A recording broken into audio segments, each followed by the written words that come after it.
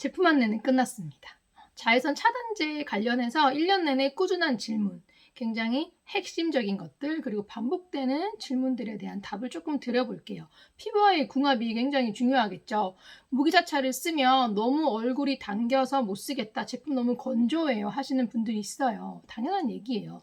제가 전에 말씀을 드렸는데 무기자차는 외국에 있는 제품까지 굉장히 넓게 보면 되게 좀 드라이하거나 아니면 많이 리치해요. 근데 한국에 있는 제품들 위주로 얘기를 하자면 무기자차는 그렇지 않은 제품들에 비해서 조금 건조한 편이긴 해요.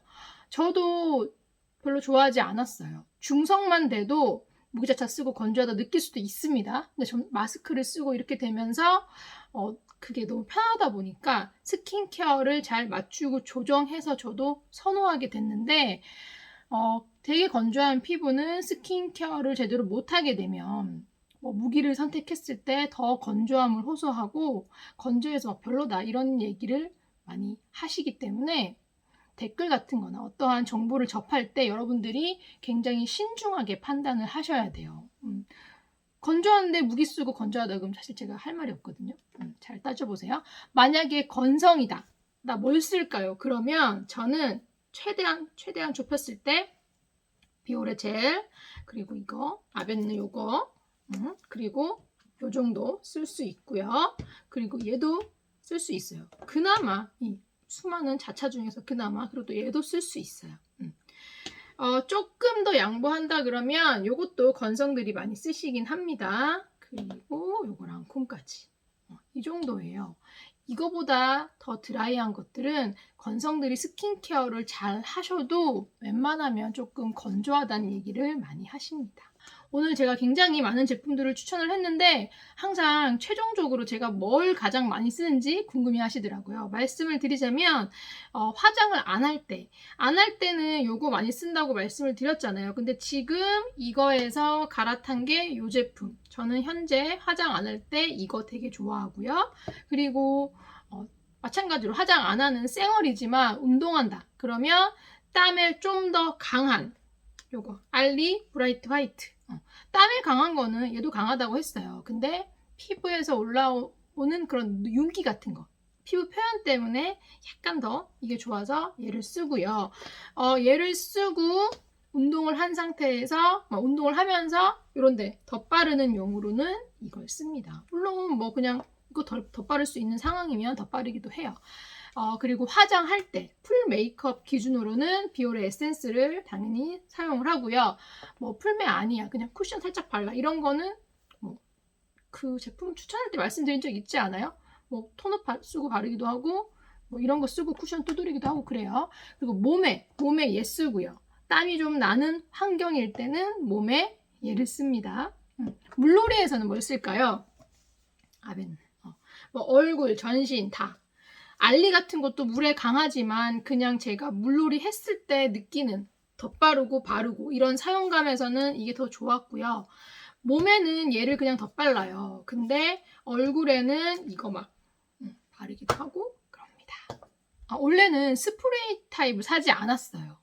거의 물놀이를 할 때 항상 샀는데 물놀이 계획이 원래 없었기 때문에 구입하지 않았고, 근데 지금 나와 있는 제품들, 계속 나오는 제품들이 너무 좋아져가지고 앞으로는 물놀이를 많이 한다고 하더라도 굳이 제가 스프레이 타입을 사서 뿌릴 필요가 있나 이런 생각이 들었습니다.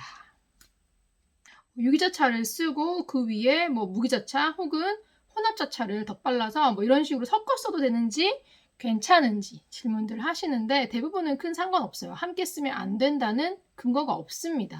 근데 제품을 안 맞는 걸 쓰게 되면 섞어 쓰든 안 섞어 쓰든 피부염이 생길 수가 있어요. 그래서 유난히 민감한 분들은 문제가 생겼을 때 판단을 하기 쉽도록 이왕이면 단일 제품으로 사용을 해주시는 게 좋을 것 같아요. 보통 크게 민감하지 않은 분들은 집에서 바르고 나가는 선크림 따로 있고 밖에 나갔을 때 뭔가 덧바르기 좋은 게 있다. 그러면 여러분들이 그 안에서 마음에 드는 걸로 잘 조합해서 쓰시면 될 것 같아요. 바르는 방법에 대해서 지금도 많이 물어보시는데 더보기란에 올려져 있는 지난 영상을 참고해 주시고요. 한 번에 그냥 많이 얹어서 펴발랐을 때 굉장히 잘 발리는 이런 제품들도 있지만 대부분은 조금씩 여러 번 발라야 되고요. 굉장히 빠른 속도로 바르라고 얘기를 했어요. 그게 중요한 게 많은 양을 한꺼번에 바르거나 너무 느린 속도로 바르다 보면 얘가 차단막이 생성되는 과정에서 밀릴 수가 있어요. 그래서 좀 신경 써주시고 보통 우리가 스킨케어를 하고 그 직후에 바르잖아요. 근데 물기가 아직 있는 상태에서 얘네를 발라버리면 자차가 겉돌거나 얼룩질 수 있어요. 고르게 안 발리니까 먼저 한 스킨케어의 수분감, 그 물기를 충분히 흡수를 시킨 다음에 발라주세요. 자외선 차단제를 몇 시간마다 한 번씩 더 바를까요? 과거에는 3, 4시간에 한 번씩 발라주라 그랬어요. 자외선이 강할 때는 2, 3시간. 근데 지금은 뭐 거의 일괄적으로 2시간 생각합니다. 2시간 만에 발라주는 게 너무 귀찮기 때문에 저도 웬만하면 자외선을 그냥 피해요. 근데 대체 왜 2시간이냐? 이 2시간이 어디서 나온 거냐? 1 SPF가 15분 정도의 차단 지속력을 가진다고 했을 때 SPF 50이면 대략 12시간 정도 나오죠. 이거는 실험실에서 테스트한 거에 맞춰져 있고 정량을 발랐을 때의 차단 지속력이기 때문에 현실에서는 정량 발휘가 쉽지 않아서 사실은 별로 의미가 없어요. 실험실 테스트처럼 제곱센티미터당 2mg이면 얼굴 전체에 바른다 그러면 한 370에서 450 제곱센티미터? 그러면은 이 자외선 차단제를 700에서 900mg 정도를 발라야 하는 거죠. 0.7에서 0.9g. 제가 여러분들한테 자외선 차단제 정량 챙겨 바를 거면 손가락 2마디만큼 짜서 쓰라 그랬어요. 아니면 그 500원짜리 동전 크기 대략적으로 손가락 2마디에 한번 짜서 약숟가락에 담아 볼게요. 선크림을 2마디만큼 짜서 짜가지고 옮겨 볼게요. 싹 옮기면 이렇게 담으면 네, 이렇게 보면은 보여요? 보여요? 네, 이게 지금 1g이 1g, 옆에가 0.5g이고 근데 지금 1g 좀 안 되게 들어가죠. 이 정도 양이 나오기 때문에 2마디라고 했던 거고 크림 타입은 이렇게 손가락에 짜서 정량을 대충 체크해 보기가 쉬운데 뭐 묽은 타입은 그게 쉽지 않아요. 그래서 그런 것들은 손바닥에다가 짰을 때 500원 동전 정도 크기로 퍼지게 합니다. 이렇게 퍼지게 해서 그거를 끌어다가 담아 볼게요. 정말 신기하게 1g 흐르겠다. 1g에 이렇게 못 미치게 보이죠? 이렇게 못 미치게 담겨요. 그래서 500원 아니면 2마디라고 얘기를 한 거고 뭐 피부 표현의 문제나 사용감을 생각하면 현실적으로 정량을 이걸 다 챙겨서 바를 수가 없어요.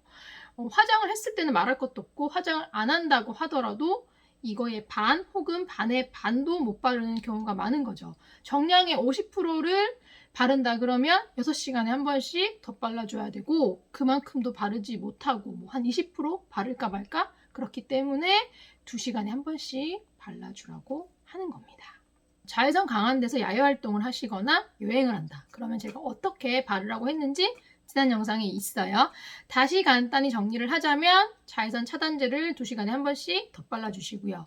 광대뼈 같이 특히 신경이 쓰이는 부위가 있다 그러면 꼭 2시간이 되지 않았다 하더라도 차단 지수가 있는 쿠션을 발라서 커버를 해주시면 더 좋습니다.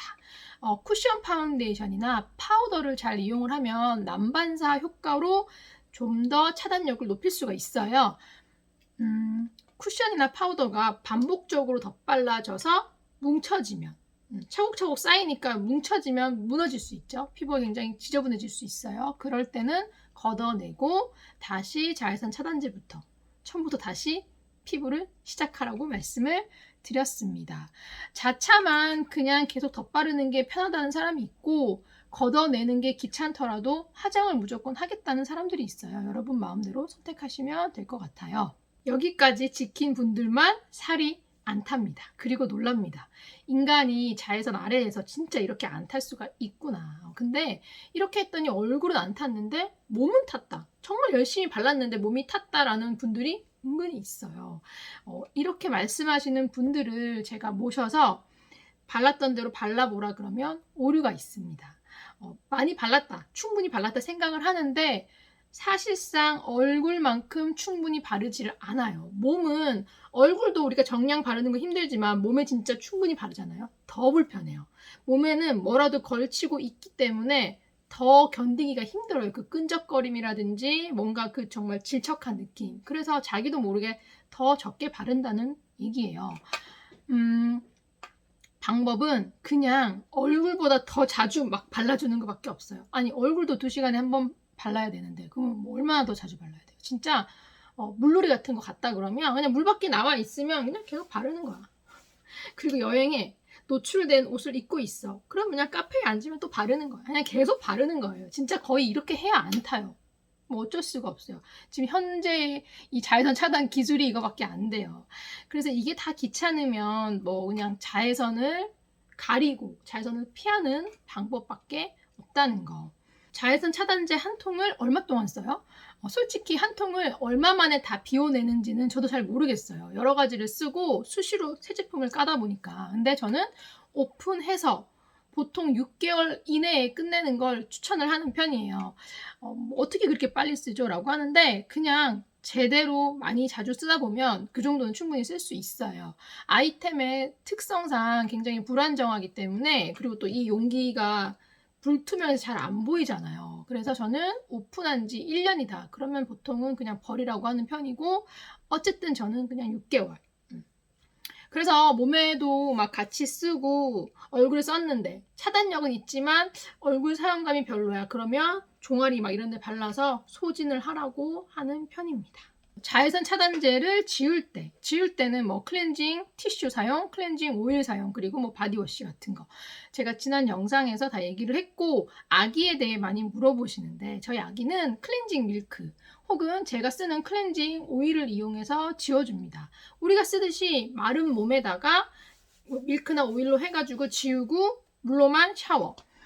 필요하면 바디워시를 써서 한 번 더 씻기도 해요. 근데 아기 얼굴 지우는 게 문제예요. 지금 너무 어려서 세안제를 뭐 다양하게 쓸 수가 없어요. 얘가 세안제마다의 사용법이 있잖아요. 그 사용법대로 협조를 안 해주기 때문에 저는 그래서 아기들 쓰는 거즈 있죠. 엄마들 아시는 그 거즈에다가 클렌징 워터 순한 거를 묻혀가지고 닦아냅니다. 뭐 이런 데 닦아내요. 그런 다음에 물만으로 물 샤워를 합니다. 닦아낸 거즈는 세탁해서 다시 쓰고요. 참고로 워터프루프 선크림을 여러 번 덧바르게 되면 훨씬 지우기가 힘들어집니다. 그럴 때는 얼굴이든 몸이든 이중 세안을 하시면 도움이 되고요. 클렌징 티슈나 거즈 같이 물리적인 걸 동원하면 훨씬 쉽게 지울 수가 있어요. 요즘 자외선 차단제 광고를 보면 이지워셔블, 약산성 폼으로 한 번에 지울 수 있다 이런 얘기들을 하는데 무슨 근거로 그렇게 막 갖다 붙이는지 모르겠지만 저는 차단력이 없는 그런 쓰레기 같은 선크림 패스하고 차단력이 있는 것 중에서는 약산성 폼으로 그냥 한 방에 잘 씻긴다고 느낀 제품이 없어요. 이것도 뭐 그런 거 된다고 하지만 다 잔여감을 느꼈다는 거예요. 그래서 대부분은 메이크업이 지워질 정도의 클렌저 하나는 써야 됐고 문제는 어린애들이에요. 보호자의 도움으로 클렌징 밀크 정도 사용할 수 있는 나이대면 그걸로 세안을 하면 간단해요. 선크림을 씻기가 쉬운데 그게 안 되는 더 어린 나이대다. 그러면 앞서 말씀드린 것처럼 거즈랑 좀 순한 클렌징 워터를 같이 해서 닦아내고 저처럼 물세안만 하거나 아니면 거기다가 뭐 비누 세안 같은 걸 할 수 있겠죠. 그때는 어쨌든 보정이 되는 베이스 제품을 바를 거잖아요. 그러면 그 제품의 사용감을 최대한 해치지 않는 이런 거, 이런 선크림을 고르는 게 좋겠죠. 근데 정답이 아니에요. 예를 들어서 이런 사례가 있었어요. 건성인 분이야. 스킨케어 너무 잘했어. 파운데이션도 촉촉해. 그리고 이거를 발랐어. 그럼에도 더 촉촉한 걸 원한대. 좀 더 광나는 걸 원한대. 윤기를 원한대. 그때는 제가 이거를 추천했었단 말이에요. 지금은 추천을 못하고 있지만 그리고 또 다른 사례는 건조한 피부인데 지금 쓰는 파운데이션이 세미매트야. 근데 색상 뭐 이런 것들이 너무 완벽히 잘 맞아서 너무 좋은 거예요. 그러니까 이 파운데이션이 너무 좋으니까 여기에 모든 걸 다 루틴을 맞추고 싶은 그런 분인 거죠. 근데 이 파운데이션 썼더니 건조하대. 그래서 스킨케어 촉촉하게 했어. 조절했고 자외선 차단제도 최대한 뭐 촉촉하게 뭐 이런 거도 썼어요. 근데 그렇게 했다 보니까 더 이상은 갈 데가 없어. 그냥 무작정 건조하다고 해가지고 막 되게 리치하게 쓸 수는 없잖아요. 화장이 지속이 안 되니까. 그러면 이때는 어쩔 수 없이 파운데이션을 포기할 수밖에 없어요. 그래서 지금 선택한 세이 매트 한 것보다 조금 더 촉촉한 파운데이션으로 가야 편안한 피부를 느낄 수가 있습니다. 여름이니까 뭐 기초 가볍게, 자차도 가볍게. 근데 파운데이션은 약간 촉촉한 거 쓰고 싶어. 이렇게 할지 아니면 자차는 촉촉, 파운데이션은 지금 또 계절에 맞춰가지고 세미매트 뭐 이렇게 쓸지 고민을 한단 말이에요. 정답이 있을까요? 없어요. 그냥 발라보고 여러분 마음에 드는 조합이 베스트예요. 본인의 피부가 편안한 조합을 찾아야 돼요. 이거는 제가 한 분 한 분 피부 상태랑 사용 루틴 그리고 현재 느끼는 피부 문제를 상세히 알아야 여러분들이 원하는 마무리감을 얻기 위한 조정을 해줄 수가 있단 말이에요. 무슨 파데에 어떠한 자차가 좋다, 베스트 조합이다. 사실 이렇게는 말할 수가 없어요. 그래서 일반적으로는 위에 제가 추천한 것들 중에서 최대한 메이크업에 영향을 덜 끼친다 하는 걸 선택하면 중간은 갑니다. 근데 아셔야 될 게 지금 국내에 들어와 있는 수입 제품들 그리고 국산 제품들이 대부분 혼합 자체예요. 혼합 자차는 그 뒤에 바르는 톤업 크림 혹은 파운데이션에 상당한 영향을 미치는 편이에요. 그래서 파운데이션의 밀착을 높여서 뭐 지속을 좋게 하기도 하지만 그 정도가 과해지면 쉽게 들뜨고 답답하고 건조한 화장이 될 수도 있다는 거. 보통 드라이한 선크림을 썼어. 그러면 그 뒤에도 굉장히 매트한 지성이니까 그런 파운데이션 이렇게 드라이하고 매트한 것들끼리의 조합을 많이 해요. 초보들이. 근데 그렇게 하게 되면 정말 잘 바르지 않고서는 굉장히 들뜨고 뭉치고 그런 표현이 되기 쉬워요. 스킨케어가 완벽했다 하더라도.